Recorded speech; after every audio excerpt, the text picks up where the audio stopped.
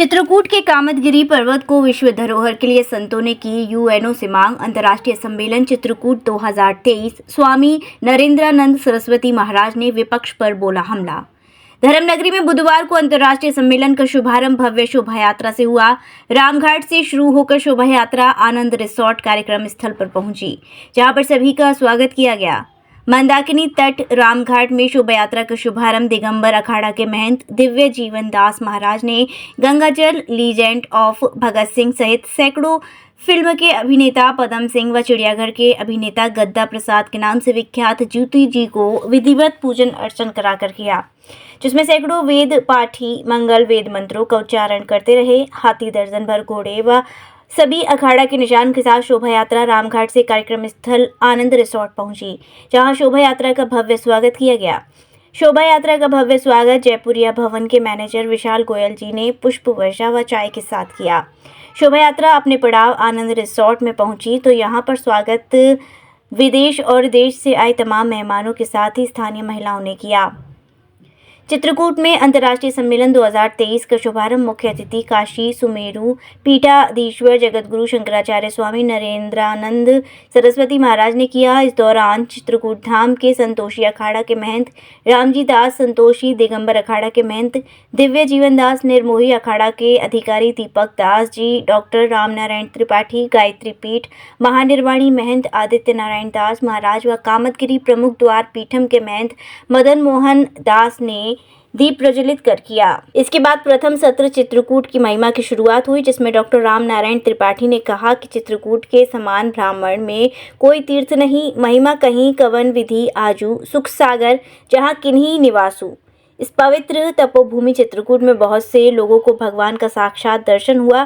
चित्रकूट के पेड़ पौधों में भी सीताराम लिखा मिलता है। भगवान के चरण चिन्ह चित्रकूट के अधिकांश पत्थरों पर आज भी मिलते हैं। श्री राम के आने के पहले भी चित्रकूट उत्तम तीर्थ था। 52 शक्ति पीठों में सर्वश्रेष्ठ पीठ चित्रकूट है। चित्रकूट संपूर्ण नाभिक केंद्र बिंदु है। बृहद रामायण के अनुसार कामदगिरी में संपूर्ण देवता निवास करते हैं। चित्रकूट शास्त्र के आदि भूमि है। शास्त्र की उत्पत्ति से चित्रकूट प्रतिस्थापित है। चित्रकूट की भूमि राम को ब्रह्मांड नायक बना दिया। दिगंबर अखाड़ा भरत मंदिर के महंत दिव्य जीवन दास महाराज ने कहा कि चित्रकूट अलौकिक है। मर्यादा पुरुषोत्तम भगवान श्री राम का साक्षात्कार यहीं पर भगवान हनुमान सहित गोस्वामी तुलसीदास जी को हुआ। औरंगजेब जैसा तानाशाह जो मंदिरों को तोड़ने वाला रहा हो, वह वहां आकर जोड़ने वाला बन गया। संतोषी अखाड़ा के महंत रामजी दास महाराज ने कहा कि यहाँ संस्कृति है, वहीं जीवन है, यही है सनातन धर्म का सार। उन्होंने कहा कि केवल राम व कृष्ण अवतार पूर्ण हुए हैं। चित्रकूट की भूमि अपने विरोधियों से भी प्रेम करती है। विश्व की आध्यात्मिक भूमि चित्रकूट धाम है। भारत भूषण दास जी महाराज ने कहा कि धीरेन्द्र शास्त्री से मेरू के बारे में चर्चा करना है। सोने से जनित कामदगिरी का चुंबकीय द्वार है। भगवान राम है, भगवान का निवास राजद्वार है। उन्होंने कहा पूरे ब्राह्मण में चित्रकूट जैसा कोई नहीं है। जिस देश में प्रेम होता है उसे भारत कहते हैं। डॉक्टर चंद्रपाल शर्मा ने कहा कि क्या कहना है इस चित्रकूट की महिमा का, जहां मां मंदाकिनी व मां अनुसुईया भगवान के तप से आई। यहाँ के चरण राज से सभी पवित्र होना चाहते हैं। उन्होंने कहा कि रहीम खाना स्वयं सनातनी थे। वह किसी पर विद्या आती है तो वह चित्रकूट आते हैं। वेद के बाद यदि कोई ग्रंथ है तो वह वाल्मीकि ग्रंथ रामायण है। चित्रकूट में वह सारी बातें हैं जो गंधमादन पर्वत पर हैं। वाल्मीकि को चित्रकूट बहुत प्यारा लगा। चित्रकूट के पशु भी अपने हिंसक स्वभाव को भूल गए। यहाँ साधु स्नान करने आते हैं। उन्होंने कहा कि चित्रकूट और मंदाकिनी के दर्शन से ऐसा प्रतीत होता है कि चित्रकूट अयोध्या से भी ज्यादा सुंदर है। उन्होंने कहा गिरवर क्षेत्र चित्रकूटें दक्षिण भारत में उत्तर की तरह रामचरितमानस के साथ ही कंठ रामायण की महत्वता है। चित्रकूट के झरने गंगा नदी के समान हैं। चित्रकूट कामदगिरी पर्वत में ऐसा लगता है जैसे भगवान शंकर अपने नदी के रूप में विराजमान हैं। संत मदन गोपाल दास ने कहा कि जय सत्य सनातन धर्म को ही जन्म देने वाली भूमि है। यह त्रिदेवों की कर्मस्थली है। चित्रकूट सब दिन बसत प्रभु सिए लखन समेत भगवान राम सदैव ये वास करते हैं। इसलिए इस अंतर्राष्ट्रीय सम्मेलन के माध्यम से ये संदेश पूरे विश्व में जाना चाहिए। पौराणिक आधार पर, कवियों के आधार पर और चिंतकों के आधार पर उनके विचारों को आत्मसात कर रहे थे। चित्रकूट वैसे सृष्टि के आरंभ से जिसकी महिमा अनादिकाल से अनंत काल तक थी। अगर हम देखें उस समय का काल, जिस समय आध्यात्मिक साधना की स्थली भी थी और विश्व पटल के आतंकवादियों का भी एक सरगना, विराट का भी एक केंद्र हुआ करता था, जो यहाँ साधना में तत्पर ऋषि महर्षियों को अपना ग्रास बनाते थे। दैवाधीनम जगत सर्वम मंत्राधीनश्च देवता, विश्व ब्रह्मांड का नियंत्रण देवताओं के अधीन था।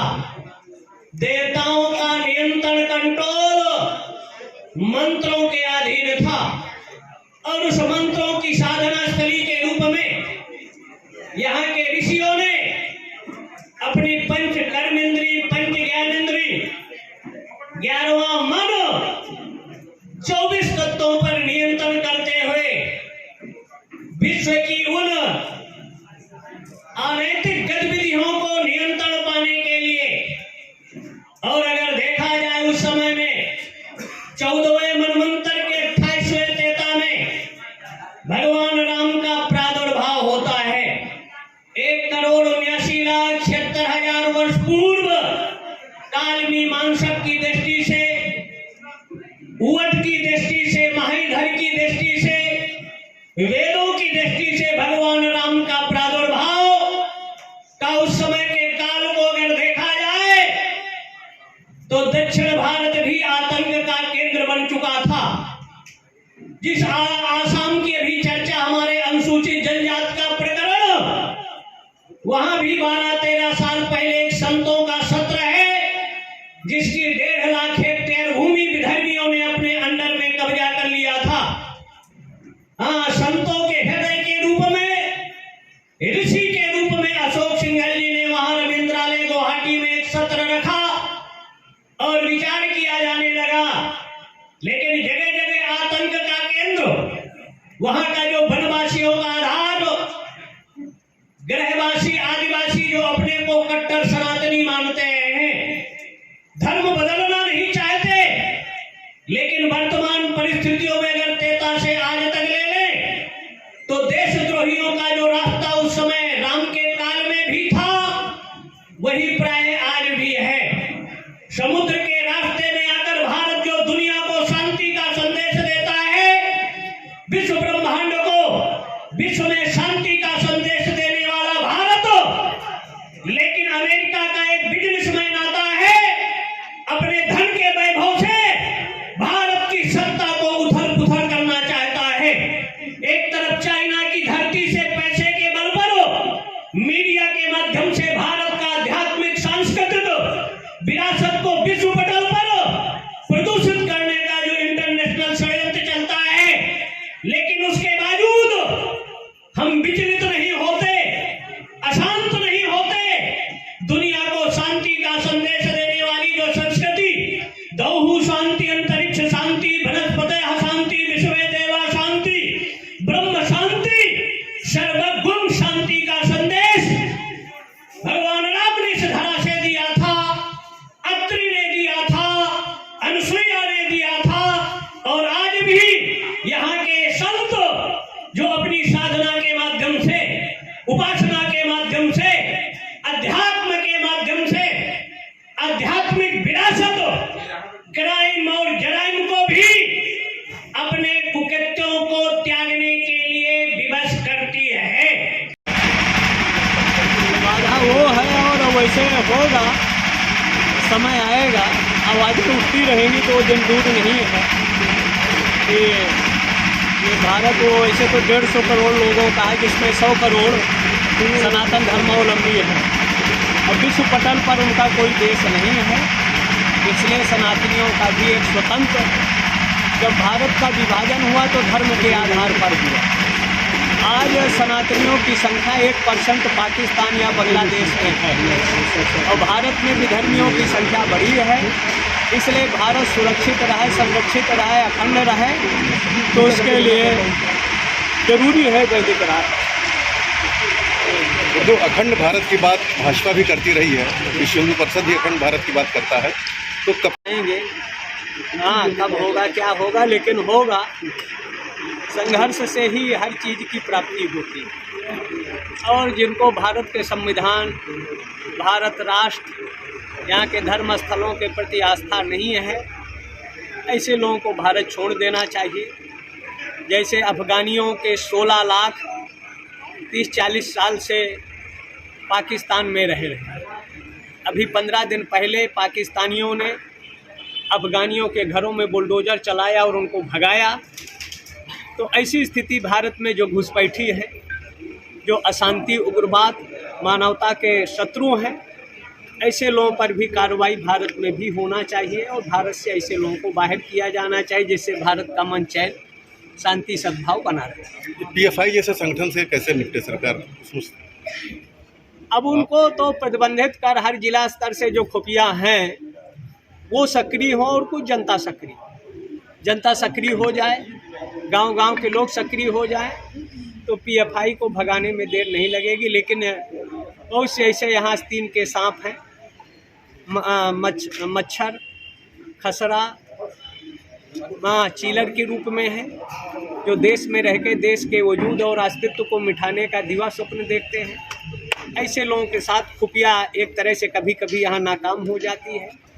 खुफिया को सक्रिय करें, उन पर शक्ति बरतें और खुफिया सक्रिय हो तो सब संभव है। तो एक तरह से ये सनातन द्रोही का ग्रुप है और खुलेआम चाहे खड़गे हों, कहते हैं अगर भाजपा मजबूत होगी तो सनातन मजबूत होगा। उनको भाजपा से दिक्कत नहीं, उनको सनातन से दिक्कत। या उत्तर प्रदेश, बिहार या झारखंड के मंत्रियों को या तमिल के मंत्री, कर्नाटक के मंत्री को दिक्कत सनातन धर्म से है, भाजपा से नहीं। और सनातन की जहरें यहाँ बहुत गहरी जड़ें हैं, उनको उखाड़ने का जो गठबंधन वाले जितने हैं प्रयास कर रहे हैं, जनता उसको जवाब देगी। और ये अपने वजूद एक तरह से बेईमान और भ्रष्टों का गठबंधन है, चोरों का गठबंधन है, देशद्रोहियों का गठबंधन है, आतंकवादी उग्रवादियों का खुला सपोर्ट करने वालों का गठबंधन है। प्रमोद कृष्णम, कांग्रेस के प्रवक्ता, ने स्वयं कहा कि इस समय कांग्रेस जो है धर्मद्रोही और देशद्रोहियों का ज़्यादा समर्थन कर रही है, इसलिए कांग्रेस का ख़त्म होना ही देश हित में है। तो गुरुदेव इतना राजनीतिक बयान क्यों देते हैं आप? क्या कोई राजनीतिक अभिलाषा भी है आपकी? हम लोग कोई अभिलाषा नहीं, राजनीति नहीं है, जो धर्म नीति है, और जो धर्म के विरुद्ध काम करे उसका दमन जरूरी है। तो गुरुदेव पीएफआई और संघ के में आप क्या अंतर देखते हैं? जैसे हम वो लोग कहते हैं कि संघ एक राष्ट्रवादी संगठन है, तो पीएफआई वाले भी मानते हैं कि हम भी अपने समाज के, अपने धर्म की सेवा करने के लिए हैं। तो क्या अंतर देखते हैं आप इन दोनों संगठनों में? जितनी घटनाएं हैं, अभी सैनिक मारा, कश्मीर में मारे गए, जात पूछ के उसको मारा किसने? तो संघ और पीएफआई में दिन रात का अंतर है, समानता ना हुई है ना हो सकती। Mathura neuro super speciality hospital, emergency सेवा 24 घंटे उपलब्ध। अब आपको नहीं जाना पड़ेगा अपनी गंभीर बीमारियों के इलाज के लिए दिल्ली एनसीआर के महंगे अस्पतालों में, क्योंकि अब आपके मथुरा शहर में उपलब्ध मथुरा शहर के सबसे अनुभवी neuro surgeon doctor Praveen Kumar, doctor Rajat Arora. Mathura neuro super speciality hospital, Radhika Vihar, NH2 near Mandi चौराहा, मथुरा।